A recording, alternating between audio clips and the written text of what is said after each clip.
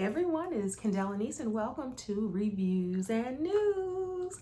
All right, season 6, episode 2 of Real Housewives of Potomac. Let me get my notes because I was taking notes.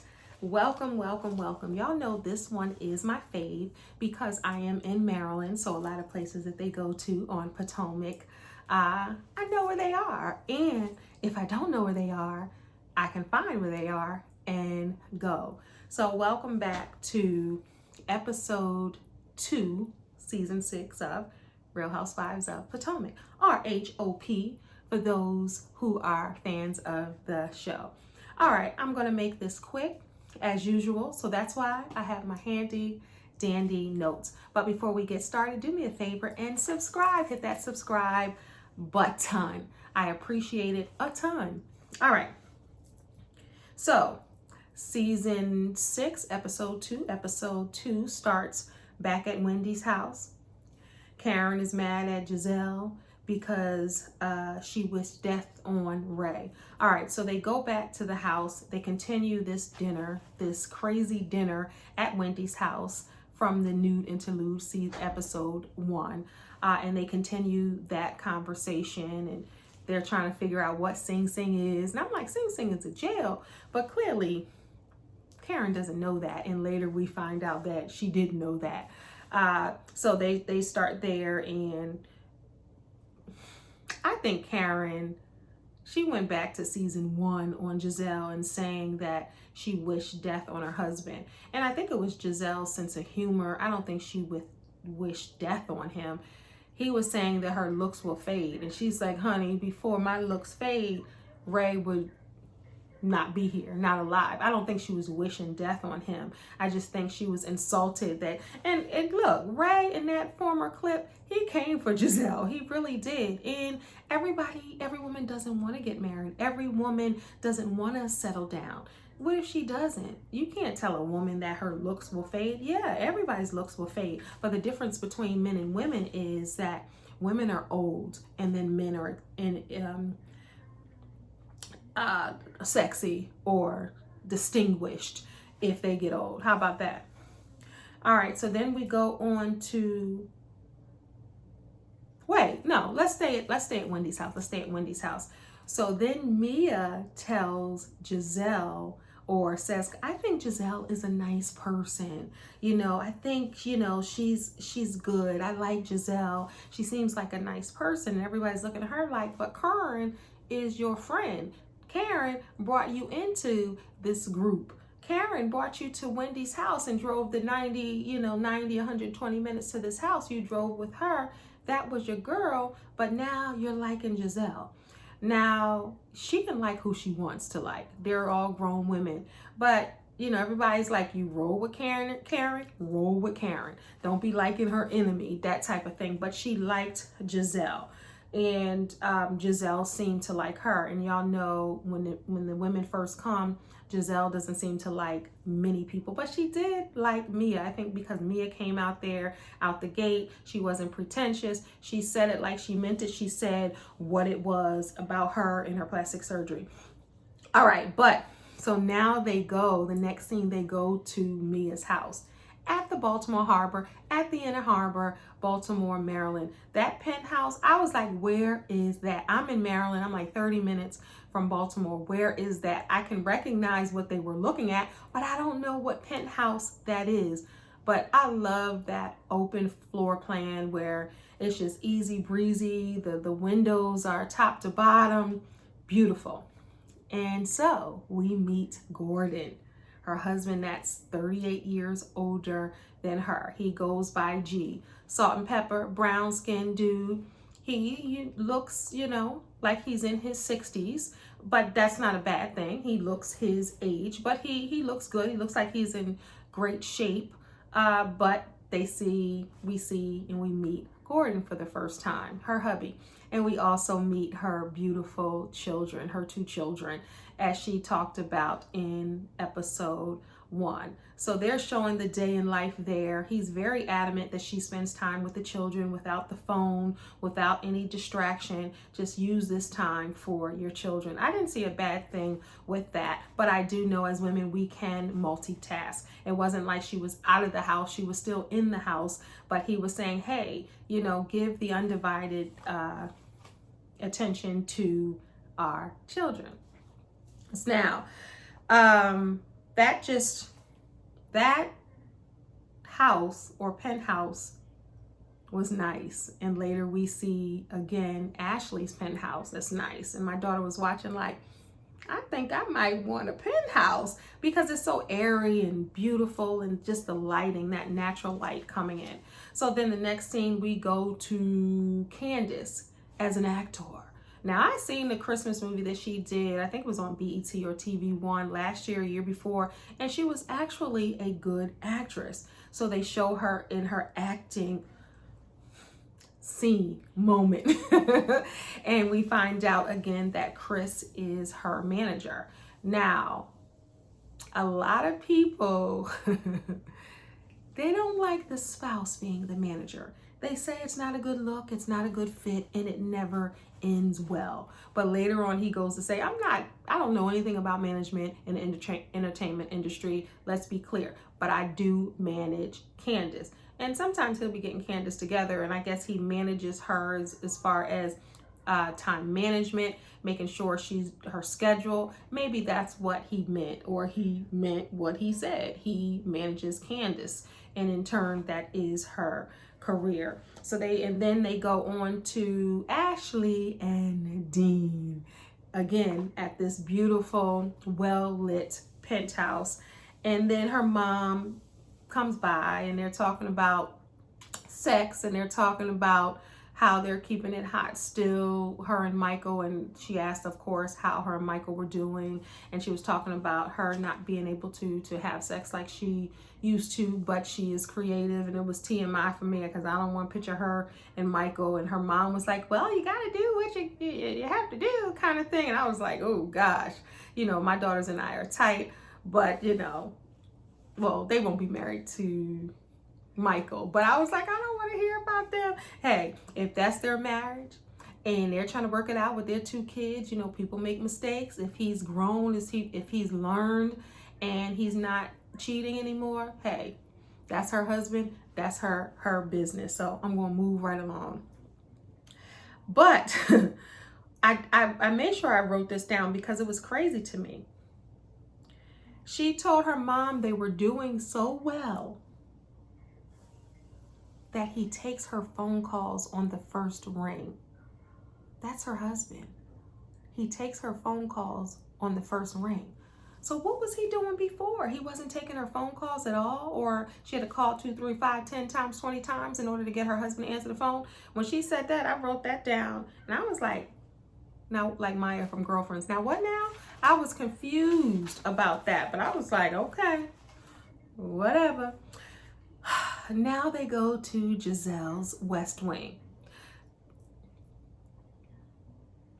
Everybody got something to say about Giselle, her house, her decor, you know, what she dresses like, her wardrobe, and even her bestie Robin threw shade. Like the house on the inside, it is bomb, but on the inside, look like 2 houses put together. She needs work. And then they, you know, the cameramen show the outside of her house. I can see how they say that.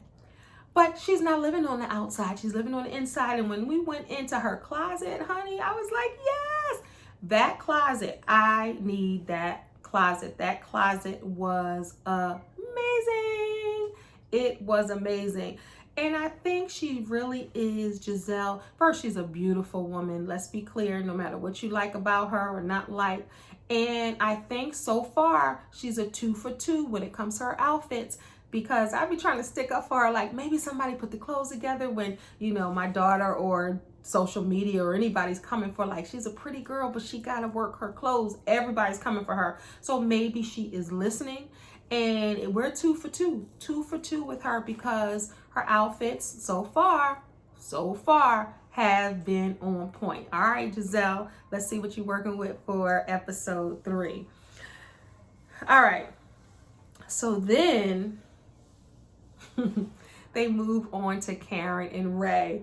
And that scene for a moment was just so dry. I was like, I guess they've been married for over 20 years. They're still trying to find a groove. I'm not sure how the cameras work in on that, but it just was kind of dry at first when they went to her house with her and Ray talking. And then they sit down and they begin to talk about the fight with Gizelle. That Karen had with Gizelle, and Karen was saying, I think I went overboard, Ray, which I loved about Karen in that moment. She was able to see that she went too far, and she might not have said it to Gizelle, but at least she was aware of it, and she told her husband, look, I think I went too far. I said some things that I maybe shouldn't have said. And she said it to Ray. And then, of course, Ray, as her husband is like, okay, well, you want to try to make it right. And then she comes up with this love party that she wants to have. But she was coming up with that, but she still was being Karen and still, or Kern, and still was throwing shade. But she decides to have this love party. So she sends the chocolate. Everybody loves those chocolates. The Rocher I can't think of the name of it right now, but it's not important. Y'all know what it is. But I thought that was a cute idea. She had the chocolates, and then it had the message to the love party right at the top. And I think that was a cute idea. What was funny is when they flashed to Gizelle, she was like, I ain't going to that. She threw it in the trash, pretty much was like, I'm not going. But what was funny is Juan was like, I ain't going to that. He threw it in, and Robin was like, well, what is this? So Juan, Robin, I put Robin and Juan together, Ron, but Robin and Juan, they weren't there, and Gizelle wasn't going. So they were the only three that didn't go to the love party. And then they were throwing shade. Everybody thinks Robin doesn't have her own mind. I think she has her own mind, but that's her friend. But they didn't show, like, she talked to Gizelle, you going? I'm going. You're not going to go? Okay, I'm going to go. But, if you go out, they weren't doing any of that. Maybe Robin just really didn't want to go. Or maybe Juan persuaded her and was like, well, I ain't going. So she was like, if my man ain't going, then I ain't going. It's a love party, right? My love is here, so I'm going to stay here. And then we know why Gizelle didn't go. But then flash to Karen, she still threw shade about them not going. Oh yeah, I thought it was a couples. Oh yeah, she don't have a man, or blah blah blah blah blah. They did that whole thing. That nicety that Michelle talked about. Michelle was like, some people call me nice, some people say I'm nasty, but if you really want to know, just ask me. Just say I'm nasty. That, y'all remember that, right? So they do that thing very well on this show. So they're talking about the love party. We haven't gotten to the love party yet, but they're talking about planning this party. Then we go on over to Wendy's for her Nigerian meal with her family. And all the stuff looked familiar. The fufu, a gussie soup, and everything that they were talking about. Don't laugh, don't judge. Remember, it was going viral on TikTok. The gussie soup and the fufu and all of that. I have African, not really a neighbor. I helped this little boy one time outside, y'all. He fell, he was crying, he was bleeding. And I asked him for his phone, number, and I called his mom. His mom was at work, and I was like, I'm out here walking, and your son, he's bleeding. So I kind of helped him and called the mom. And then later she reached out to me, sent me a gift for, looking out for her son. It was really sweet. But all that to say, she was Nigerian. So she was like, anything you want. And we were talking, and because I ended up seeing the little boy weeks later, and I was like, do you remember me? And he was like, yes. And I was like, well, where do you live? And I was walking past the house, and his mom wanted me to come to the door. So I came to the door, and we just got to talking, and we got to talking about, the son was talking about the trends on TikTok with the African food. And I was like, I've been wanting to try it. I'm gonna try it at the restaurant. She was like, no, I'll make it for you. So I say all that to say, it reminded me that I didn't get my meal, and I got to holler at this lady for my fufu, my Agusi soup or Goosey soup. So I've heard them say it differently. And the fufu is what you use, like it balls up like cornmeal kind of, and that's how you eat with your hands, as they were doing. So the food looked good, and Wendy said most Americans don't like it because it's spicy, and I love spicy food. So after this video, I think I'm gonna reach out to the lady so I can let y'all know how that tastes. And if you've tasted, let us know. Let us know. Us, meaning me and the people who are in the comments. Hopefully you leave comments. Let us know how it tastes. But her mom was talking about her flapjacks. Her breastises were hanging low, and she liked Wendy's body. And Wendy and her husband and the sister were going to pay for her mom to get her boobs done. But I thought it was a nice scene with their family there, and how they love, you know, her husband. Because if you remember season 1, her husband's family no longer speaks to her once he got married to Wendy, and you know they had differences. The son and the mother, his family kind of disowned him. So I love the fact that Wendy's family embraces him as their own, so he can have family too, you know. But she said that they were going to pay for it. But I thought it was a sweet moment, because if we flash back to season 1, when they were at the hayride, which I've gone to the same year that Wendy went. Told you, it's the connection. You know, we are all in the same. That's why I love this one, because I was like, wait a minute, we went there last year. And so did Wendy. But remember the scene where they were at the pumpkin patch, and Wendy was telling her mom she wanted to be a commentator and she didn't want to be a professor anymore. And her mom was like, no, you got to be, you know, this. So I thought it was nice. And she was like, she didn't want me to do that, but she's okay with my plastic surgery. And she said she was going to support her on her new venture. So Wendy talks about starting a candle line. And the candles look beautiful, and she wanted Eddie, her husband, to help her with the business side. And her mom was very supportive of that. Then we have Ashley. Karen drops by and talks about the love party. And she looks so beautiful pregnant. She looks so tired pregnant. She's ready to drop that baby. And now we know that she did in real life, but still on episode 2, she's still pregnant. In season 2, she's still pregnant. I don't know. Later on in the season, are they going to show the baby? We don't know yet. But Karen drops by to try to see where they are, to kind of gauge the situation, and tells her about this love party. And then Ashley is like, so what were you talking about with Giselle, the hot box, the Sing Sing? What were you talking about? So Karen admits that she found out. I was like, Karen, you didn't know what Sing Sing was? You know, that's in all the movies. But she found out that was a prison in New York. And is it in New York? It's in New York or LA. I'm not sure, but I knew it was a prison. It's in either one of those cities, but definitely heard about the prison in movies and everything, Sing Sing. But she said she made it up and it didn't make sense. So she told Ashley, but leave it to Ashley to try to get the tea, because Ashley was like, well, what happened, Karen? Well, what was all of that about? So you know they all want to get the inside tea. So it was big of Karen to say, I made it up. I didn't know what I was saying. And that's what happens when people get in arguments. They just want to hurt the other person. And sometimes the stuff don't even make sense. They just want to get it out and say it, and just to hurt the other person. And sometimes it don't make no sense. It don't have nothing to do with nothing. But Dean was the star of this scene. And Karen went to go. She was asking where Dean was, and Ashley said she put him down for a nap. And he finally wakes up. He comes, he sees Karen with that hat on and that coat. I don't know who he thought she was, but whoever he thought she was, he wasn't feeling it and he was crying. So Karen kindly exited the stage, left the house. She didn't want no parts of Dean after that, and Dean definitely didn't want any parts of her. So y'all know I noticed the food, right? Because I love great food. I love great food. A great tasting meal is fantastic. And in episode 1, I said, every episode, am I going to be talking about the food?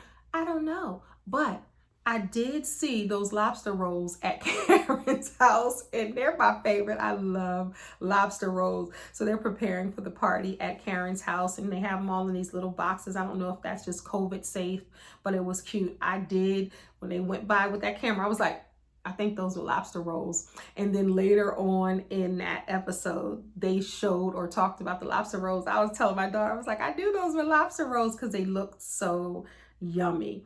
So they're preparing for the party. But before we get to the party, we stop past Giselle's house. So we're at Giselle's house and she's having a meal with her daughters, Adore, Angel, and Grace. Grace being the oldest, looking beautiful, looks like her mother. And then the twins look a combination between the mother and the father. But Grace is the oldest and she was sitting next to her. And they were dragging their mother for the most part, because Giselle was telling them about the men that she's dated in the past and how she doesn't want them to date them and look out for this. And I dated a gang member, or I dated this person or that person. So let me tell you this, let me put you up on game. And then in turn, the daughters were like, let me put you up on game, because you ain't good at picking your men. So let us pick your men and let us put you up on the game. And they were dragging her. But one thing, I have 2 daughters and I've been dragged a time or two by them. Kids think that they're your parent.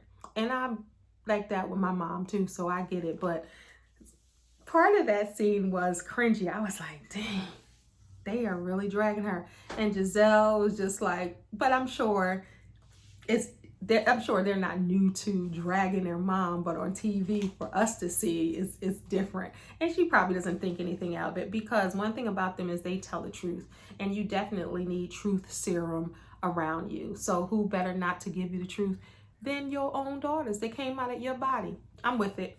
I get dragged. All right, by my daughters. So they're at Karen's party, and Juan, of course, was like, he's not going, as I said. So all 3 of those people didn't go: Juan, Robin, and Giselle. So we're at the party, and Gordon and Ray hit it off. I said, look at these brown-skinned men with this gray. So they hit it off. And Mia's husband seems like a nice guy. He seems like a friendly guy. And it seems like people are drawn to him and they seem to like him. And maybe those are the same qualities that Mia saw when she was a young lady, getting with somebody 38 years older. And then she says that she's 36 in the episode, and everybody's wondering, and they're saying online, they're saying that she's 42. She's not really 36. That's why she was confused with the math. When they asked how much older is he, she was confused. So I don't know how old she is, but they're saying that she's 42, but on the show she's saying 36. I don't know. That's not important to me. Maybe it is to you. So if it is, let me know what you come up with, because y'all are the best investigators when it comes to trying to find some tea. All right, so Wendy comes in with the red dress and the fur, and she got that body. Let's talk about Karen. So Karen's at her house. She's entertaining. Her and Ray are opening the doors. I like that little sweatsuit, tracksuit, jogging suit, whatever you want to call it, with the little peep shoulders that Karen had. She looked cute and she looked chilled, and she had on cute shoes. I don't know if you scrolled or went down to the shoes. She looked cute. You know, and some were saying, oh, well, she should have dressed up more. It's her party, but she's at home. She doesn't have anything to prove. And I thought she looked cute. Her hair looked cute. Her makeup looked cute. Her outfit was cute. She looked cute for a home love party. So, but she opens the door, and of course, Wendy is given the body, because why not flaunt it, right? She paid for it, the BBL and the breast and all of that. So she comes in with her red dress fitted in the little fur piece, and then Eddie comes. Eddie is cute, y'all. Eddie is a very nice looking dude. What y'all think? But they came in together, and I think Gordon and Mia, I believe, were the first ones that came. They were there as well. And Candace in her hat, Mia in her vagina, pregnant Ashley, and Wendy in that body. That's what was happening in that scene. Ashley didn't come with Michael because Michael was home with the baby, and they're like, well, why didn't he come? But he didn't, which was fine, I guess, for everyone. But I like that Karen said, you know, Michael is welcome in my house. I love that she extended that olive branch. So we're talking about Mia's vagina again, when they're playing a game, you know, and she's very transparent.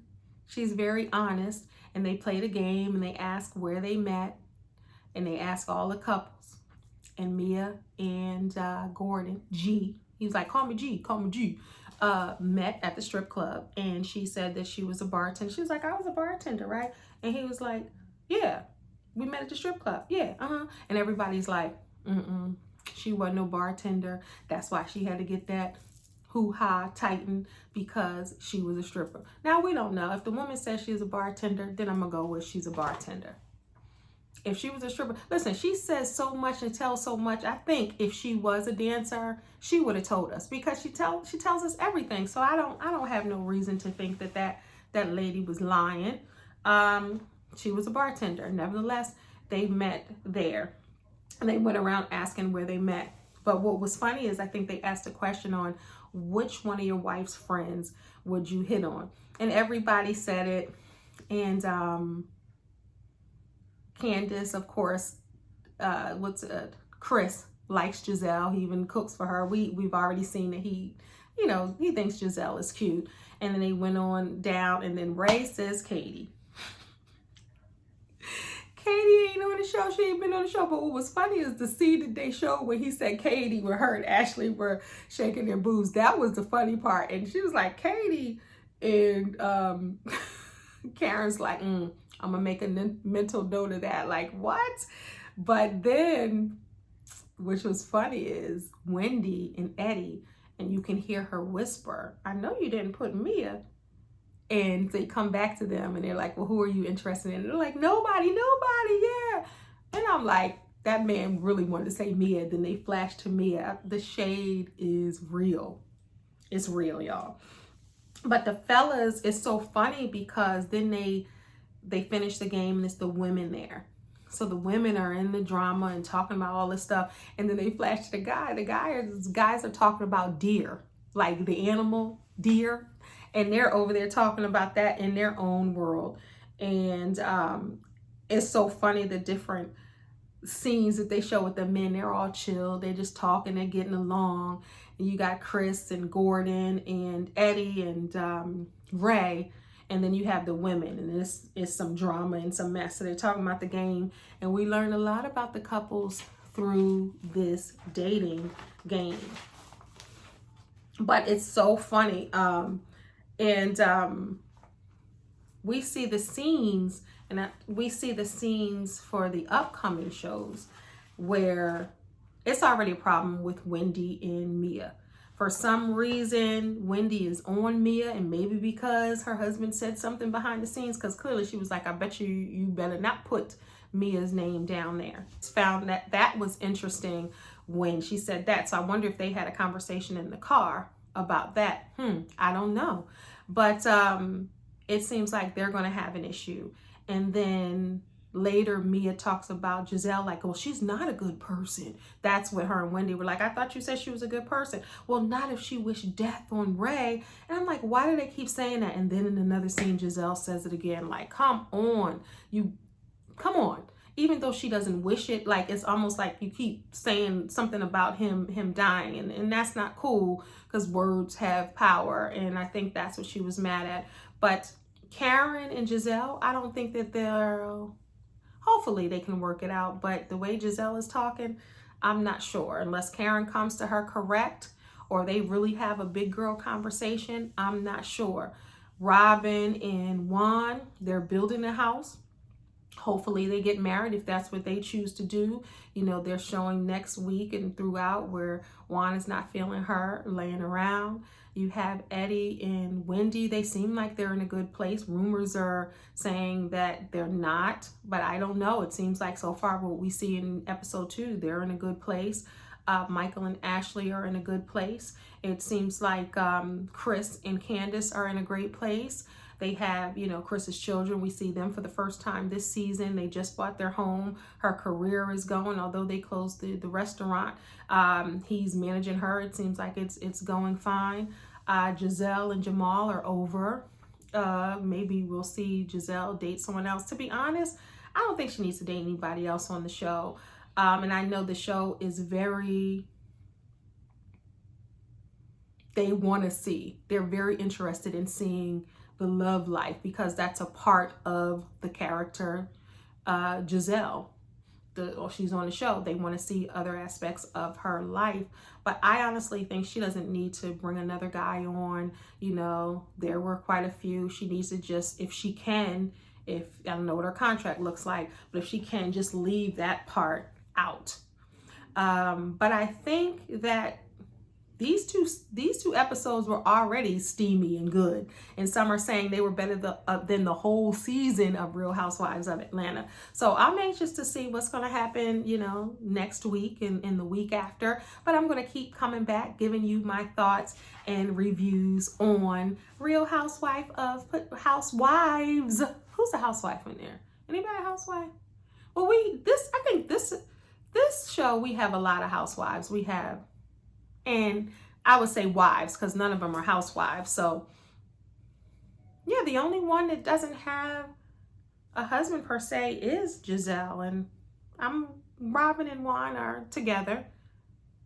So I guess she is the only one. So it is a lot of wives. So we'll see what happens. Everybody is stepping up their games. They're stepping up their looks.